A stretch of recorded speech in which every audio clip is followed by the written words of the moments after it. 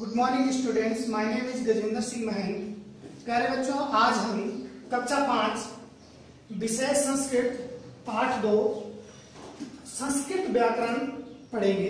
प्यारे बच्चों, किसी भी भाषा को पढ़ने के लिए उसके व्याकरण को जानना अति आवश्यक होता है और व्याकरण को जानने के लिए सबसे पहले हमें उस भाषा की वर्णमाला को जानना जरूरी होता है। सबसे पहले देखेंगे संस्कृत वर्णमाला। संस्कृत वर्णमाला में 3 प्रकार के वर्ण होते हैं। सबसे पहले है हमारे पास स्वर, जिसको हम क्या है अच कहते हैं। अच चा देखो यहाँ पे हलन कर रखा, मतलब इसका आ नाम का स्वर हटा दिया गया है। स्वरों की संख्या संस्कृत में 13 होती है, 13। नंबर 2 व्यंजन। व्यंजन को संस्कृत में हल कहते हैं। यहाँ पे ला भी क्या है हलंत कर रखा है और जिनकी संख्या क्या है 33 होती है, 33। नंबर 3 है अयोगवाह, जिनकी संख्या 2 होती है। तो सबसे पहले हम स्वर के बारे में पढ़ेंगे। स्वरों के 2 भेद होते हैं। जो हमारे स्वर हैं, जो 13 स्वर जिसको अच भी कहते हैं, उनकी संख्या क्या है, स्वरों के 2 भेद भी होते हैं। संख्या कितनी है 13। नंबर 1 सामान्य स्वर, नंबर 2 संध्याक्षर या मिश्रित स्वर। ठीक है जी। तो अब हम सबसे पहले सामान्य स्वर के बारे में जानेंगे। सामान्य स्वर नंबर 1, सामान्य स्वर के पुनः 2 भेद होते हैं। पुनः 2 भेद होते हैं। नंबर 1 ह्रस्व स्वर देखेंगे, अ, ई, उ, री और लिरी। जो ह्रस्व स्वर हैं इनको मूल स्वर भी कहते हैं। क्या कहते हैं? मूल स्वर। देखेंगे आप, छोटा आ जिसको ह्रस्व कहते हैं, ई, उ, री, लिरी, और इनको क्या है मूल स्वर भी कहते हैं। नंबर 2 पे है दीर्घ स्वर। स्वरों के 2 भेद बोले थे मैंने, तो नंबर 1 ह्रस्व स्वर, नंबर 2 दीर्घ स्वर। दीर्घ स्वर में आ, ई, उ और बड़ी वाली री, इसको क्या कहेंगे? री। अब मैंने आपको पहले ऊपर लिखा है स्वर कितने 13 होते हैं, तो इनको हम काउंट भी कर सकते हैं। 1 2 3 4 5 6 7 8 9। अब हमारे पास जो मिश्रित स्वर हैं उनको मिलाकर 13 होंगे। इसके बाद में आपको संध्याक्षर या मिश्रित स्वर के बारे में बताऊंगा। ठीक है जी। प्यारे बच्चों, उसके बाद जो हमारे पास नंबर 2 में था संध्याक्षर या मिश्रित स्वर, ये होते हैं 4। इससे पहले जो ह्रस्व और दीर्घ स्वर की बात करी थी वो होते 9 10 11 12 13। तो स्वर कितने हो गए? पूरे 13। तो मिश्रित कैसे? ये 2 स्वरों के मेल से बने हुए, आ और ई के मेल से बना है ए से एडी। आ और ए के मेल से बना है ऐ से ऐनक। और आ और उ के मेल से बना है ओ से ओखली। और आ और ओ के मेल से बना है औ से औरत। तो प्यारे बच्चों, इसके बाद हमारे स्वर के दोनों भेद हो गए हैं और स्वर कितने बताए मैंने 13। इसके बाद मैं आपको व्यंजन के बारे में बताऊंगा। प्यारे बच्चों, उसके बाद हम व्यंजन की बात कर रहे थे। तो व्यंजनों के 3 भेद होते हैं। संस्कृत में अगर बात करेंगे तो व्यंजनों के 3 भेद होते हैं। नंबर 1 में है स्पर्श व्यंजन। क्या है? स्पर्श व्यंजन। स्पर्श व्यंजन इनको क्यों कहा जाता है? क्योंकि इनको बोलते समय जो हमारी जीभ है वो मुंह के किसी न किसी भाग को स्पर्श करती है, टच करती है, इसलिए इनको स्पर्श व्यंजन कहते हैं। सबसे पहले है का वर्ग के। का वर्ग में क, ख, ग, घ, ट। चा वर्ग में चा, छा, जा, झा, या। टा वर्ग में टा, ठा, ड, ढ, ण। ता वर्ग में ता, था, द, ध, न। पा वर्ग में है पा, फा, प, भ, म। ये टोटल कितने हैं? 1 2 3 4 5। ये 5 करके 5 वर्ग है। एक वर्ग में 5 है तो टोटल हो गए 25, 25 वर्ण। अब ध्यान देने की बात यह है कि हिंदी में भी तो ऐसा ही है ना, का है, खा है, गा है। तो हिंदी और संस्कृत में अंतर क्या है? हिंदी और संस्कृत में अंतर यह है कि सिर्फ हमने हिंदी में लिखते हैं सिर्फ का, और ये जो का है ये जो आ से मिलकर बना है, ठीक है ना, तो ये का।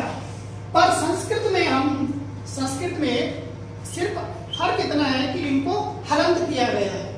सर संस्कृत वर्णमाला में और हिंदी वर्णमाला में व्यंजनों में यही फर्क है कि ये का को क्या है, हलंत किया गया, मतलब सभी वर्णों को हलंत किया गया है, ठीक है ना। अगर इसको हलंत करेंगे तो ये हलंत वर्ण कहलाएगा, और अगर हम हलंत नहीं करेंगे सीधे का लिखेंगे तो इसको अजंत कहते हैं। क्या कहते हैं? अजंत।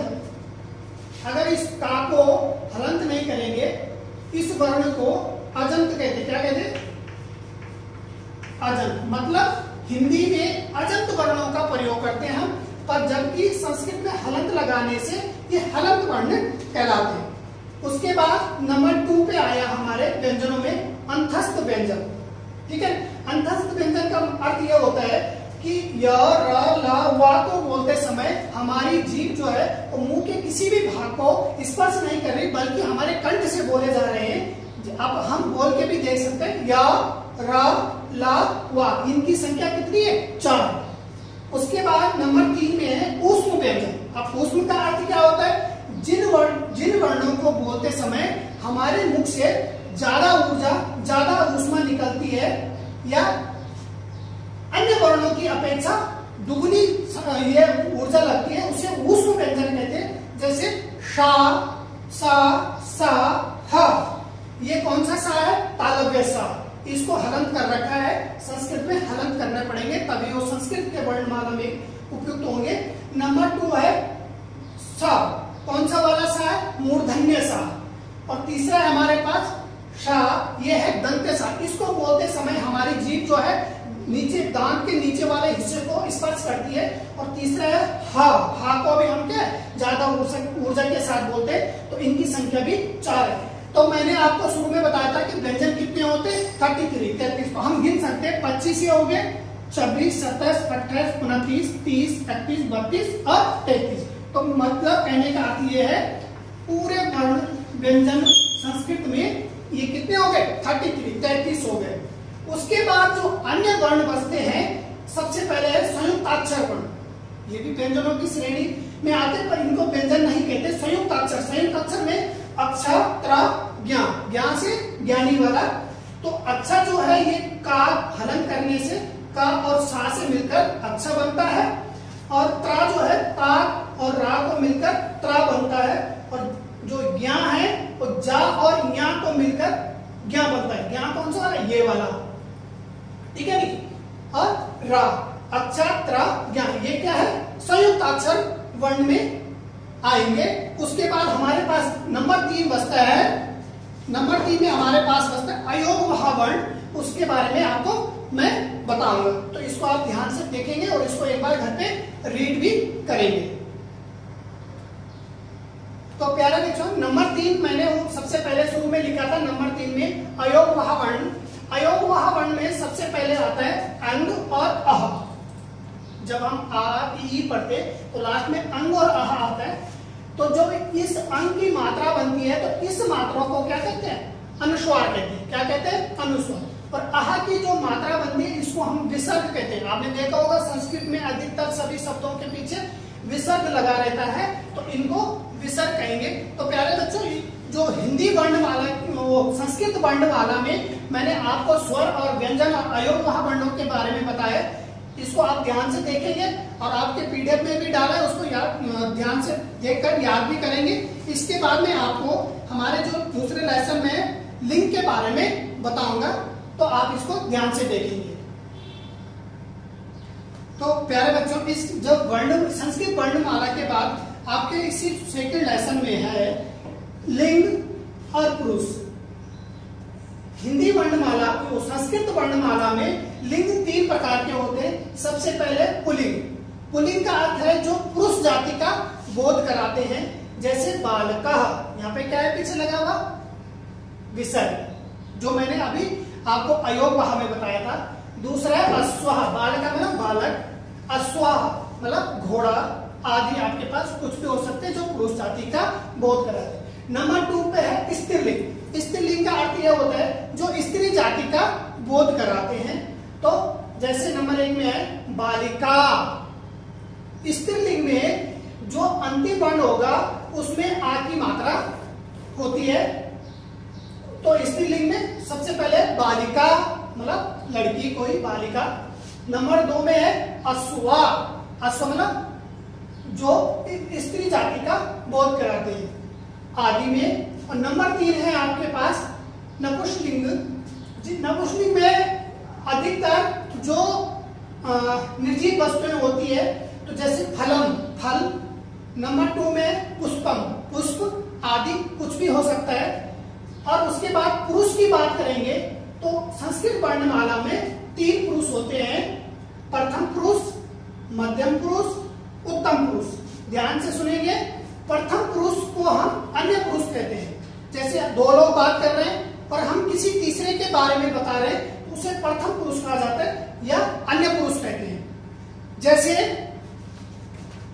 सा ते ता, सा ते ता, हम संस्कृत में सा ते ता अन्य पुरुष के लिए बोलेंगे जो क्या है जिसके बारे में हम बात कर रहे हैं, मतलब तीसरे आदमी के बारे में बात कर रहे हैं। सा मतलब क्या होता है, सा मतलब वह, ते मतलब वह और ता मतलब शब्द।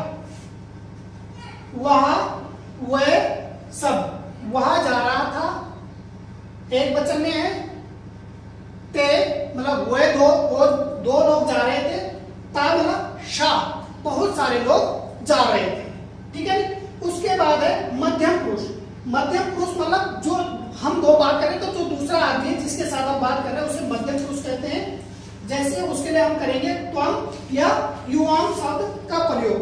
त्वम का मतलब होता है तुम कहां जा रहे हो, एक वचन में, एक वचन में।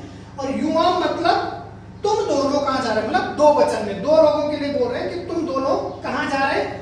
त्वम मतलब तुम कहां जा रहे हो, तो एक वचन, द्विवचन में, मध्यम पुरुष में बात कर रहे हैं। ऊपर प्रथम पुरुष में हमने 3 एक वचन, द्विवचन और बहुवचन का प्रयोग किया था। यहां भी वही है, एक वचन और द्विवचन में। और युवा मतलब तुम सब, युवा में एक और जोड़ देंगे यहां पे,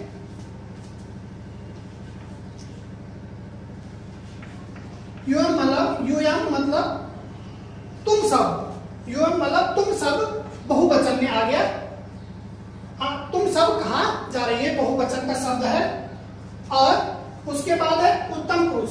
उत्तम पुरुष मतलब जो हम है, जो मतलब बात कर रहे हैं बात, तो अहम मतलब मैं, अहम मैं खाना खा रहा हूं, मैं स्कूल जा रहा हूं, एक वचन में। और उसके बाद है नंबर 2 वह आवाम। आवाम मतलब हम दोनों घर जा रहे हैं, एक वचन, द्विवचन और तीसरा लिखेंगे यहाँ पे बहुवचन वयम। वयम का अर्थ होता है हम सब घर जा रहे हैं, एक वचन, द्विवचन, बहुवचन। पुरुष में कितने हो गए, प्रथम पुरुष, मध्यम पुरुष, उत्तम पुरुष। तो प्यारे बच्चे इसको ध्यान से देखेंगे और एक बार फिर से रीड करेंगे और इसके बाद हम क्या है आपको वचन के बारे में बताएंगे। तो प्यारे बच्चों इसके बाद इसी लेसन में नेक्स्ट टॉपिक है वचन।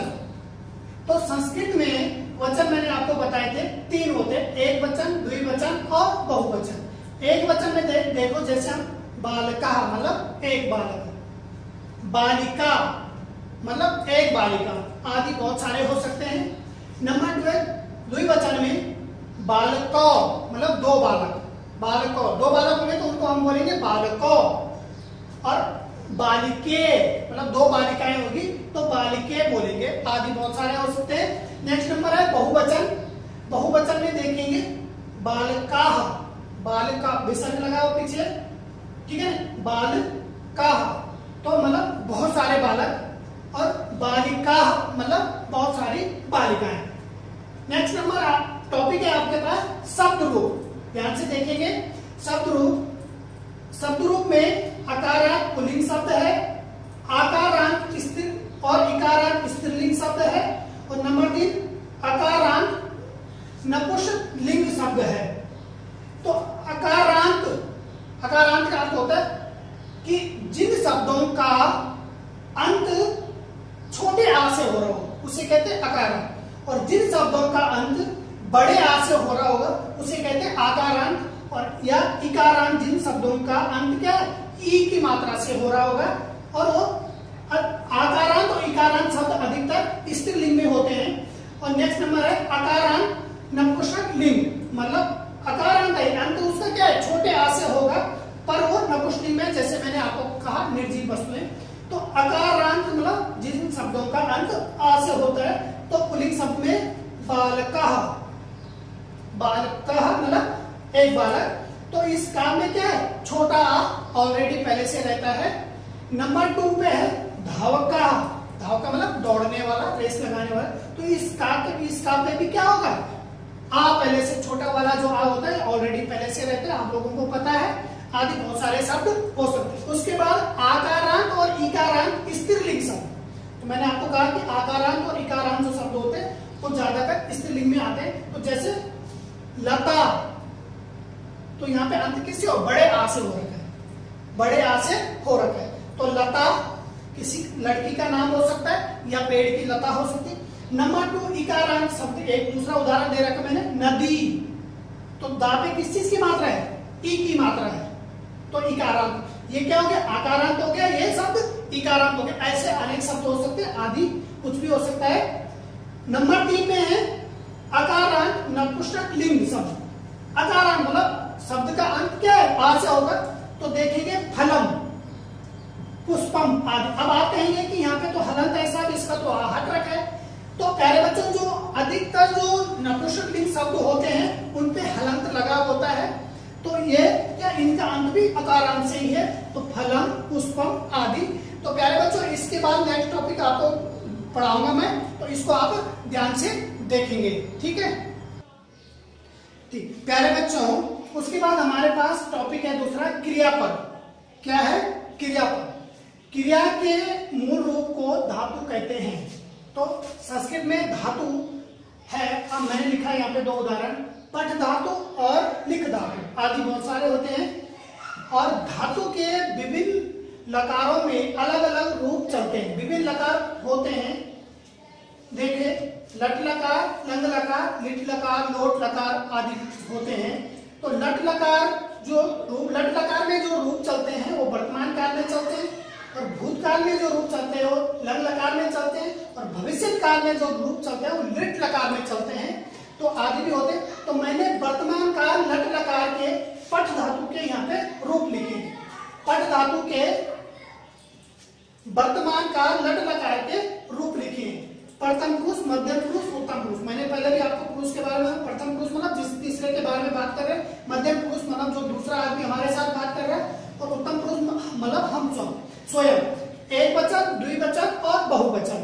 तो प्रथम पुरुष एक वचन में है पठति, और द्विवचन में हो जाएगा पठतः, और बहुवचन में हो जाएगा पठन्ति, ठीक है नी। और मध्यम पुरुष में हो जाएगा पठसि एक वचन, पठतः दो वचन, द्विवचन जिसे कहते हैं, और पठत मतलब बहुवचन। नेक्स्ट नंबर है उत्तम पुरुष, मतलब जो हम स्वयं के लिए करते हैं, पठामि, अहम पठामि, मैं पढ़ता हूं, अहम पठामि। पठामि एक वचन, पठावा मतलब द्विवचन, और पठामह मतलब बहुवचन। तो प्यारे बच्चों इसके बाद हम कारक के बारे में पढ़ेंगे, तो इसको आप प्यारे बच्चों, उसके बाद आपके पास टॉपिक है कारक। तो कारक हमारे पास कितने हैं 8। सबसे पहले है कर्ता कारक, प्रथमा विभक्ति के रूप चलते हैं संस्कृत में।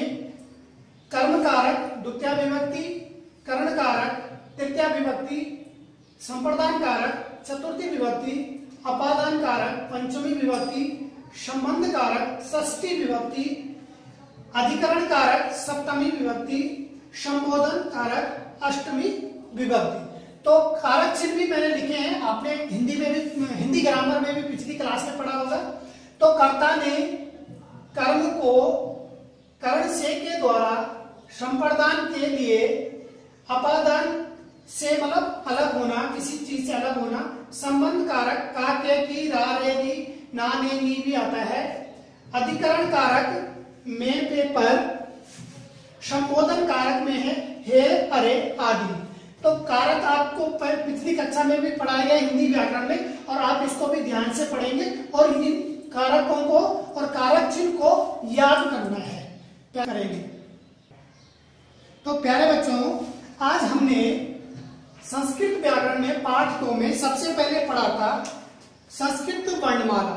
स्वर पढ़े थे, ठीक है ना, सामान्य स्वर, मिश्रित स्वर, और उसके बाद व्यंजन पढ़े थे, स्पर्श व्यंजन, अंतस्थ व्यंजन, ऊष्म व्यंजन। उसके बाद हमने लिंग पढ़े थे, पुल्लिंग, स्त्रीलिंग, नपुंसक लिंग। उसके बाद हमने पुरुष पढ़े थे। पुरुष 3 होते हैं, प्रथम पुरुष, मध्यम पुरुष और उत्तम पुरुष। उसके बाद हमने वचन पढ़े थे, एक वचन, द्विवचन और बहुवचन। उसके बाद हमने शब्द रूप पढ़े थे, अकारांत पुल्लिंग शब्द, आकारांत इकारांत स्त्रीलिंग शब्द और अकारांत नपुंसक लिंग शब्द। उसके बाद हमने क्रियापद पढ़े थे। तो क्रिया मैंने आपको बताई थी, क्रिया के मूल रूप को क्या कहते हैं, धातु कहते हैं। तो पठ धातु और लिख धातु के बारे में मैंने आपको बताया था, उसके रूप भी बताया था। उसके बाद हमने कारक पढ़े।